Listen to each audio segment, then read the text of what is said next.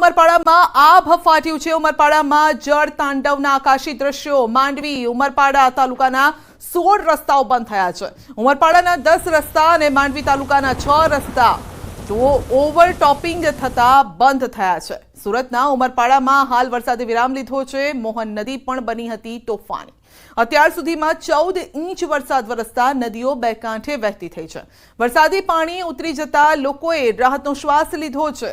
જિલ્લામાં વાદળછાયું વાતાવરણ હજુ પણ યથાવત છે। તો ઉમરપાડાના આ દ્રશ્યો છે, આકાશી આ દ્રશ્યો। એને લીધે અમારી જે ઉમરપાડાની જે ભૌગોલિક પરિસ્થિતિ છે ત્યાં નદી નાળાઓ હોય છે। ખાસ કરીને ત્યાં ચારેક સ્થળો ઉપર આજે મારી પાસે એક અહેવાલ આવેલા તે મુજબ ચારેક સ્થળોએ જ્યાં પાણી ભરાયા હતા ત્યાં અમે તાત્કાલિક આપણા પીએસઆઈ સાહેબને સંપર્ક કરીને ત્યાં માણસો તલાટી સહિત તૈનાત કરી દીધા છે।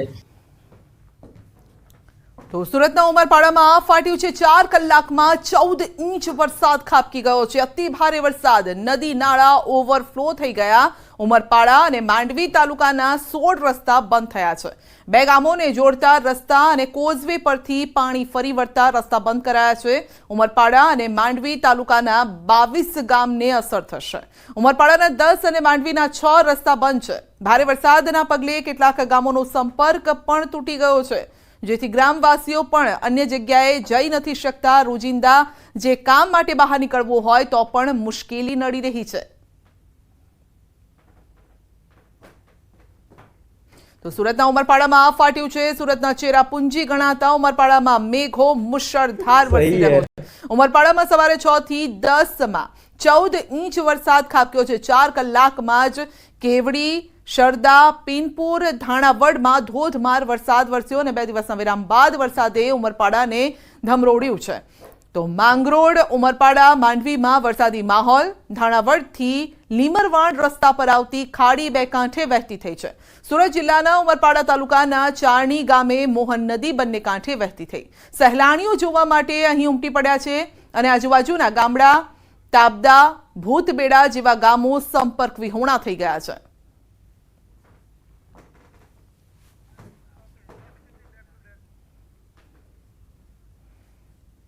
તો સુરતના ઉમરપાડામાં અનરાધાર વરસાદ। ઉમરપાડામાં 4 કલાકમાં 14 ઇંચ વરસાદ વરસ્યો છે। ધોધમાર વરસાદથી આંબા, કેવડી સંપર્ક વિહોણું થયું છે। મોહન નદી, વીરા નદીનું પણ રૌદ્ર રૂપ જોઈ શકાય છે।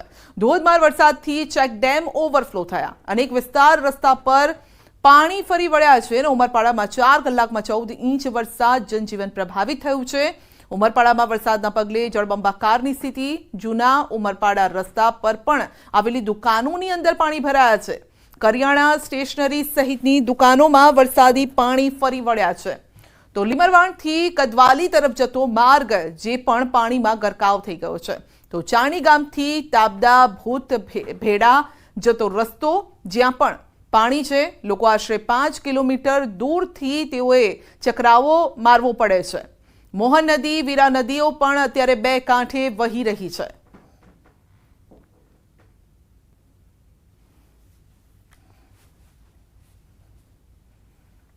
તો સુરતના ઉમરપાડામાં આભ ફાટ્યું છે। ઉમરપાડામાં જળબંબાકાર જેવી સ્થિતિ છે। વાડી, કેવડી જતા માર્ગ પર પાણી ફરી વળ્યા। વાહન ચાલકો જીવના જોખમે રસ્તો પસાર કરવા મજબૂર છે। વહીવટી તંત્ર દ્વારા લોકોને પાણીમાં ન જવા સૂચના અપાઈ છે। જિલ્લામાં વરસાદી વાતાવરણ યથાવત છે। ભરૂચની વાત કરીએ તો નેત્રંગમાં ધોધમાર વરસાદ। કામલિયા ગામમાં રોડ પર પાણી ફરી વળ્યા છે।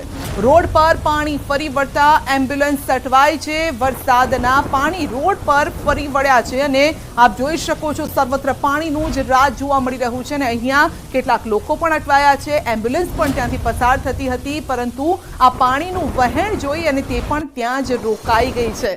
આપ દ્રશ્યોમાં જોઈ શકો છો કે એમ્બ્યુલન્સ ત્યાંથી પસાર થવાનો પ્રયત્ન કરે, પરંતુ કેવી રીતે કરે? કારણ કે અહીંયા પાણીનું વહેણ જ એટલું છે અને જોરદાર વહેણ છે। રસ્તો જળતો નથી અને પુલ ક્યાં પૂરો થઈ જાય એ પણ અહીંયા દેખાતું નથી, જેના કારણે જીવ પર જોખમ પણ આવી શકે છે। માટે એમ્બ્યુલન્સ પણ ત્યાં અટવાઈ ગઈ છે। ભરૂચના દ્રશ્યો છે। નેત્રંગમાં ધોધમાર વરસાદ છે।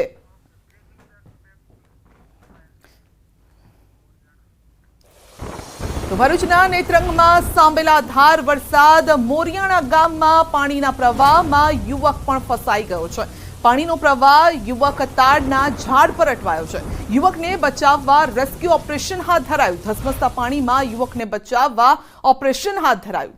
તો ડહેલી વાલિયા વચ્ચે રહેલા વર્ષો જૂનો આ જે પુલ છે જે જર્જરિત હાલતમાં છે અને હાલ તેને છેલ્લા 1 વર્ષથી બંધ કરેલ છે.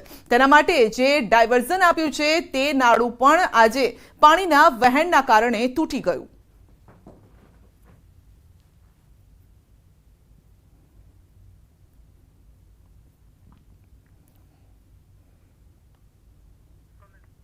તો યુવકને બચાવવા માટે રેસ્ક્યુ ઓપરેશન હાથ ધરાયું અને રેસ્ક્યુ ઓપરેશનના લાઈવ આપ દ્રશ્યો જોઈ શકો છો.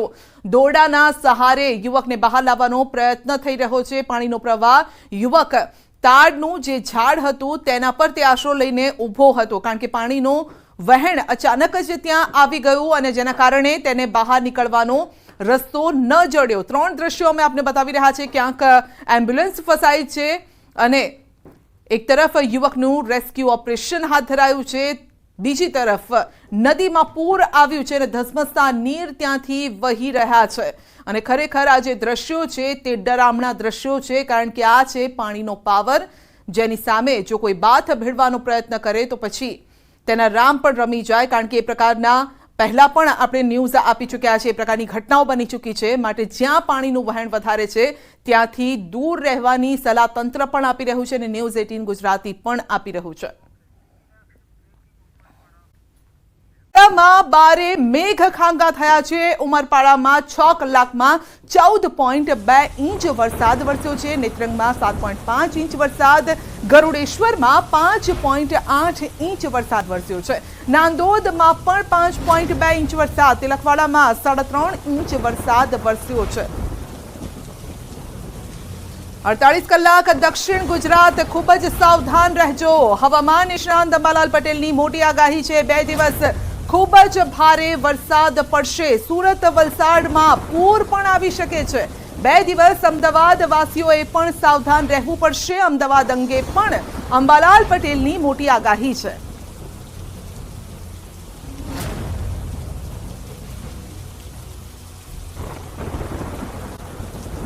ભરૂચ, નર્મદા, છોટાઉદેપુર, આણંદ, વડોદરા 4 જિલ્લામાં ઓરેન્જ એલર્ટ છે અને 16 જિલ્લામાં યલો એલર્ટ આપવામાં આવ્યું છે.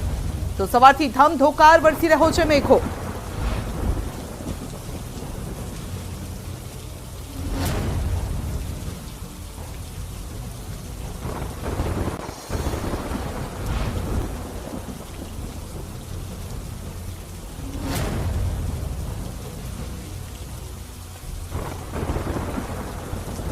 તો કયા જિલ્લાના લોકોએ સાવધાન રહેવું પડશે મેપના માધ્યમથી જ અમે આપને સમજાવીએ કે આજે મોટી આફત 2 વાગ્યા સુધી કયા જિલ્લાઓ માટે છે તે જણાવી દઈએ. તો ખાસ કરીને જે રેડ એલર્ટ આપવામાં આવ્યું છે એનો મતલબ એ છે કે ભારેથી અતિ ભારે વરસાદની આગાહી. 8 ઇંચ જેટલો વરસાદ ક્યાં થઈ શકે છે તો મધ્ય ગુજરાતમાં આણંદ, વડોદરા, છોટાઉદેપુર, આ સાથે દક્ષિણમાં નર્મદા, ભરૂચ, સુરત અને તાપી વિસ્તારમાં થઈ શકે છે 8 ઇંચ જેટલો વરસાદ.